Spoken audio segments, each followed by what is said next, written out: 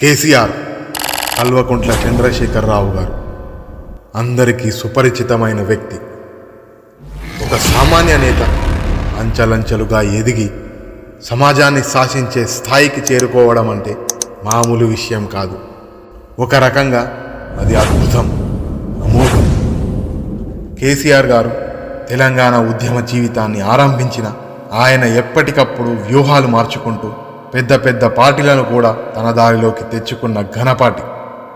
తెలంగాణ జన జీవితాలను నిర్దేశించే నేతగానే కాదు, దేశాన్నే ఏలే స్థాయికి ఎదగడానికి ప్రయత్నిస్తున్న నేత. ఇదంతా కేసీఆర్ స్వయం కృషి అని చెప్పడంలో ఎలాంటి సందేహం లేదు. తనతో ఎవ్వరూ కలిసి వచ్చినా రాకపోయినా తాను అనుకున్న మార్గంలో ముందుకు సాగి ప్రాంతీయ పార్టీ నుంచి జాతీయ పార్టీని స్థాపించి తన సత్తాను చాటుతున్న నేత. ఒకప్పుడు ప్రాంతీయవాది అయినా ఇప్పుడు ఆయనలో జాతీయవాది కనిపిస్తున్నారు. ఇదంతా 2 దశాబ్దాల వ్యవధిలోనే జరిగింది. కేసీఆర్పై ఎన్ని రకాల విమర్శలైనా ఉండవచ్చు, ఎన్నో ఆరోపణలు ఉండవచ్చు, కుటుంబ పాలన అని ప్రత్యర్థులు ధ్వజమెత్తవచ్చు. లోపాలు ఎన్ని ఉన్నాయన్న దాన్ని గురించి కాదు, ఒక వ్యక్తి తన మేధస్సుతో రాజకీయాలలో ఎలా అత్యున్నత స్థానానికి చేరవచ్చునని రుజువు చేసిన నేతగా చరిత్రలో చిరస్థాయిగా నిలిచిపోతారు. తెలుగు, హిందీ, ఉర్దూ, ఆంగ్ల భాషలలో ప్రావీణ్యం సాధించి అనర్గళంగా ప్రసంగించగల అరుదైన నేత కేసీఆర్. కేసీఆర్ చేసిన కృషితోనే తెలంగాణ వచ్చిందనేది అందరూ ఒప్పుకోవాల్సిన విషయం. తెలంగాణ కోసం ప్రాణాలకు సైతం తెగించి పోరాడారు. కేసీఆర్ చేపట్టిన కార్యాచరణ వల్లే తెలంగాణ ఉద్యమం ఉవ్వెత్తున ఎగసిపడింది. ఎన్నో ఒత్తిళ్లు ఇతర పార్టీల నుంచి వచ్చినా వాటన్నిటిని తట్టుకొని ఆయన నిలబడగలిగారు. చివరి వరకు పోరాడడంతోనే ఢిల్లీ అధిష్టానం సైతం కిందకు దిగి రాక తప్పలేదు.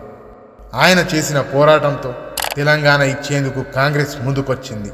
కేసీఆర్ ఫిబ్రవరి 17, 1954లో సిద్దిపేట సమీపంలోని చింతమడక అనే గ్రామంలో ఒక సాధారణ మధ్యతరగతి కుటుంబంలో జన్మించారు. తండ్రి పేరు రాఘవరావు, తల్లి వెంకటమ్మ.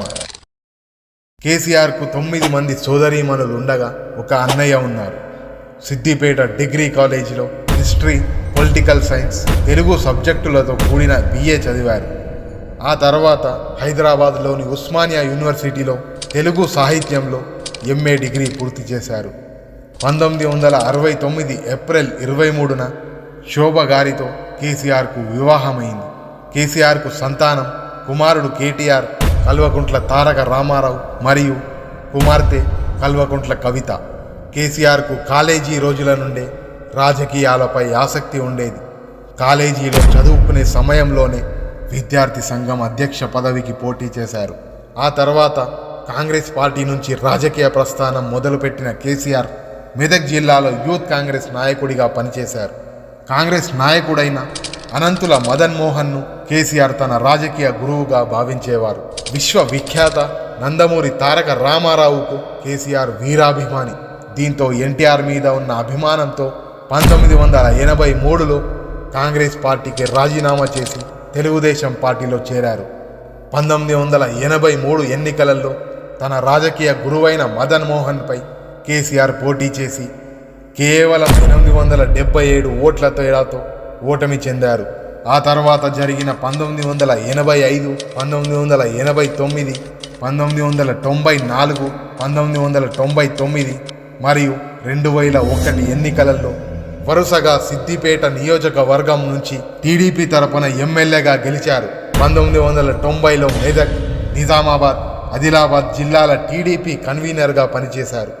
1992, 93 కాలంలో పబ్లిక్ అండర్టేకింగ్ చైర్మన్గా పనిచేసిన కేసీఆర్ 1987, 88 మధ్యకాలంలో NTR క్యాబినెట్లో మంత్రిగా పనిచేశారు.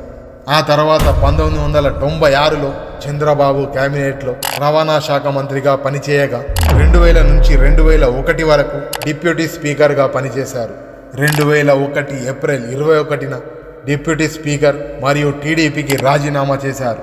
చంద్రబాబు మంత్రి పదవి ఇవ్వలేదనే అసంతృప్తే దీనికి కారణమని చెప్తారు.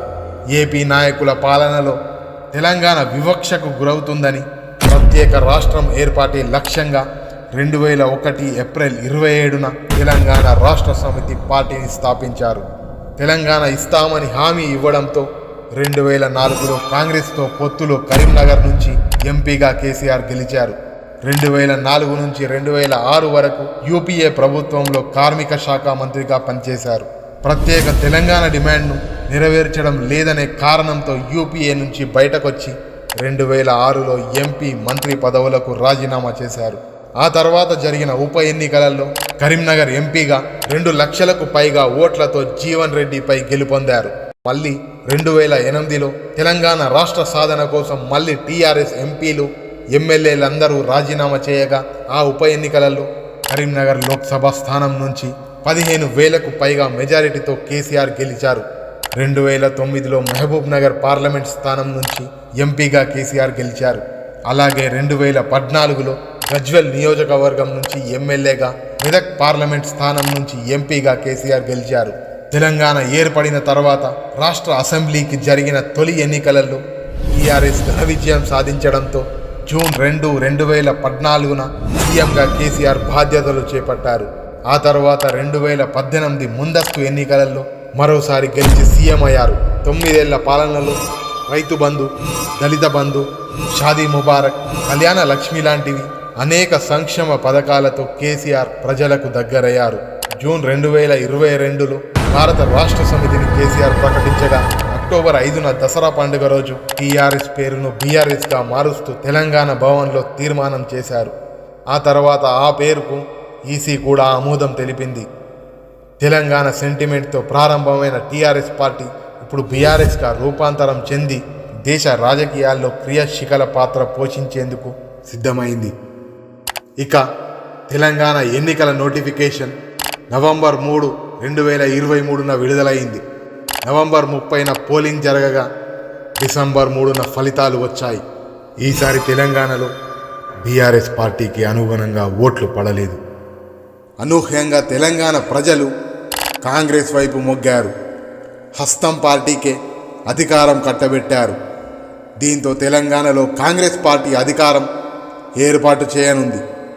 దీంతో ముఖ్యమంత్రి పదవికి కేసీఆర్ రాజీనామా చేశారు. ఆదివారం సాయంత్రం తన రాజీనామా లేఖను కేసీఆర్ రాజ్భవన్కు పంపారు. బీఆర్ఎస్ ఓటమి పాలవడంతో కేసీఆర్ సీఎం పదవికి రాజీనామా చేశారు. కేసీఆర్ రాజీనామాను గవర్నర్ ఆమోదించారు. ఎన్నికల ఫలితాల్లో కాంగ్రెస్ 64 సీట్లు సాధించి అధికారాన్ని కైవసం చేసుకుంది. అయితే బీఆర్ఎస్ పరిస్థితి ఏంటి? ఈ 5 ఏళ్ళు ప్రతిపక్ష పాత్రకే పరిమితం కావాల్సిందా? కేసీఆర్ తర్వాత ఏం చేయబోతున్నారు అనేది ఇప్పుడు చర్చనీయాంశంగా మారింది. తెలంగాణలో ఓటమితో బీఆర్ఎస్కు వచ్చే భయమేమీ లేదు. ఎందుకంటే బీఆర్ఎస్ ఈ 10 ఏళ్లలో ఓ బలమైన పార్టీగా ఎదిగింది. ఇప్పుడు అదే బలంలో బలమైన ప్రతిపక్షంగా తన పాత్ర పోషించనుంది. వనరుల పరంగా పార్టీకి ఎలాంటి ఢోకా లేదు. తమ పార్టీలో కీలక నాయకులు వెళ్ళిపోతారన్న భయం కూడా ఆ పార్టీకి లేదనే చెప్పాలి. 5 ఏళ్ల అధికారం లేకపోయినా మరోసారి పార్టీని అధికారంలోకి తీసుకురావడానికి కావాల్సిన అన్ని రకాల సౌకర్యాలు బీఆర్ఎస్ పార్టీలో ఉన్నాయి.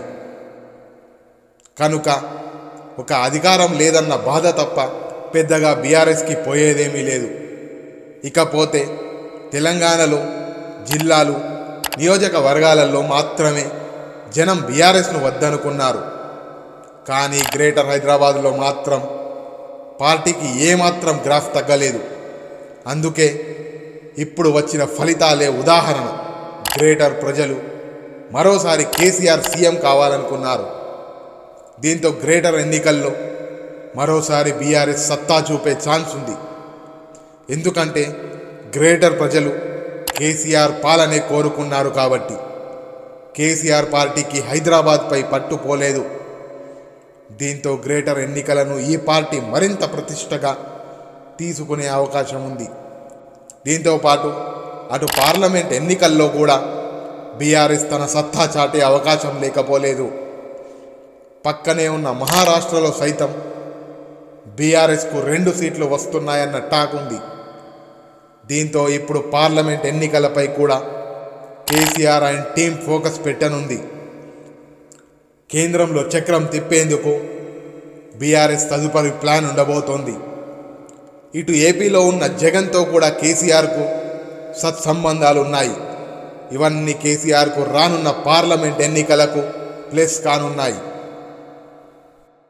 ఈ వీడియో మీకు నచ్చినట్లయితే లైక్ చేయండి మరియు కామెంట్లో మీ అభిప్రాయాలను తెలియజేయండి. కేసీఆర్ను అభిమానించే ప్రజలందరి వరకు ఈ వీడియోను షేర్ చేయండి. Thanks for watching. మరో వీడియోలో మళ్ళీ కలుసుకుందాం. జై హింద్.